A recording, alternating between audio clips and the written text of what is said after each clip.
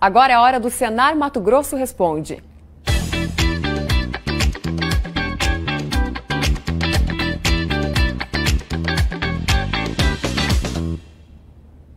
O manejo alimentar de aves de corte é o tema do Senar Mato Grosso Responde de hoje. A gente vai direto para Cuiabá falar com o Luiz Patroni.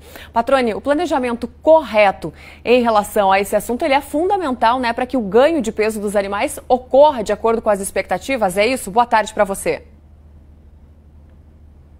Exatamente isso, Sara. Boa tarde para você, boa tarde a todos. E por isso a gente recebe aqui no Senar Mato Grosso Responde dessa sexta-feira o Anderson Luna, que é instrutor credenciado junto ao Senar Mato Grosso, zootecnista, doutor em nutrição e produção de não ruminantes. Conhece muito do assunto, esteve com a gente na quarta-feira no Bom Dia Senar Mato Grosso falando sobre esse tema e agora vai trazer uma síntese do que foi dito lá. Primeiramente, Anderson, boa tarde. É importante ter um manejo nutricional, um manejo alimentar correto, né, para a finalidade da produção de aves que você tem em mente. Nesse caso que a gente está tratando hoje, aves de corte. Queria que você falasse um pouquinho sobre isso. Exato, Patroni. Boa tarde, pessoal de casa. É sempre uma felicidade muito grande estar aqui no Canal Rural, no Bom Dia, no Boa Tarde, no Senar Responde, trazendo informações para vocês que possam contribuir com o desenvolvimento de atividades de vocês.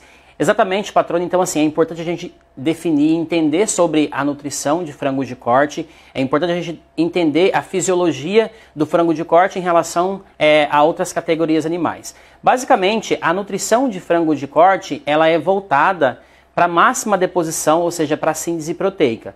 Então é importante que a gente estabeleça um programa alimentar e que esse programa alimentar venha atender todo o requerimento nutricional dessas aves, para que assim toda essa genética, né, é importante frisar que hoje os animais são melhorados, eles são mais exigentes nutricionalmente e eles possuem um potencial de crescimento muito rápido, né, são aves de crescimento rápido.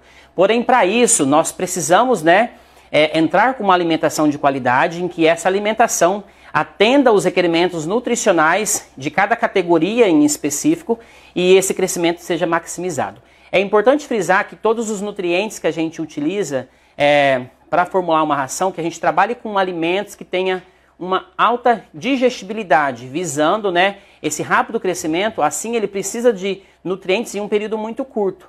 Dentro das fases de criação, Patroni, a gente passa por momentos diferentes uns dos outros, onde existe ajustes nutricionais dentro de uma fase para outra. É importante frisar aqui que os alimentos mais utilizados, né, a gente trabalha basicamente com rações à base de farelo de soja e milho, em função que são alimentos convencionais disponíveis durante todo o período do ano. Assim também são alimentos com um teor de digestibilidade bastante elevado.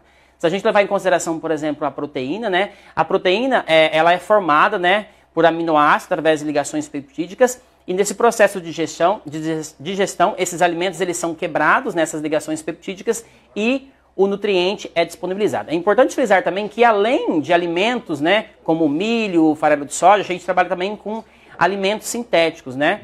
Como, por exemplo, os aminoácidos. Então, isso ocorre por quê? Porque esses animais, como eles têm um crescimento bastante elevado de uma fase para outra, muitas vezes, se eu for depender apenas de um alimento, para esse alimento ser digerido e esse nutriente for disponibilizado, muitas vezes eu não consiga entender, né, atender a disponibilidade do animal. Então a gente trabalha com aminoácidos sintéticos para atender esse perfil aminoácido que esses animais precisam. Brevemente, muito rapidamente aqui, Anderson, a escolha da linhagem vai interferir também no manejo, né, no planejamento. Exatamente, porque os animais eles têm exigências nutricionais diferentes. Então existem aves de crescimento rápido, como por exemplo a linhagem do frango branco, né, um exemplo muito clássico é o frango Kobe, e existe também aves para sistemas alternativos, em que o ciclo produtivo é um pouco maior. É importante frisar que existe uma diferença entre o planejamento alimentar dessas linhagens e dentro de cada linhagem, se eu escolher o frango branco ou o frango de crescimento lento, como por exemplo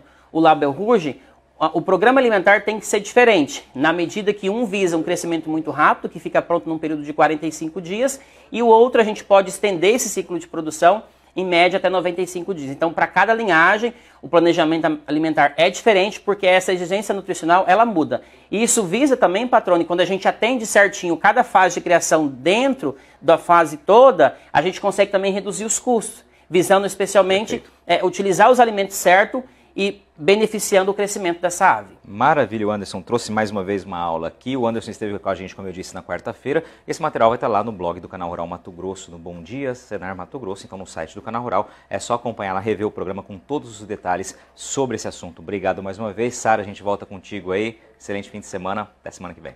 Amém, Patrone, para vocês também. Obrigada aí pela participação e contribuições.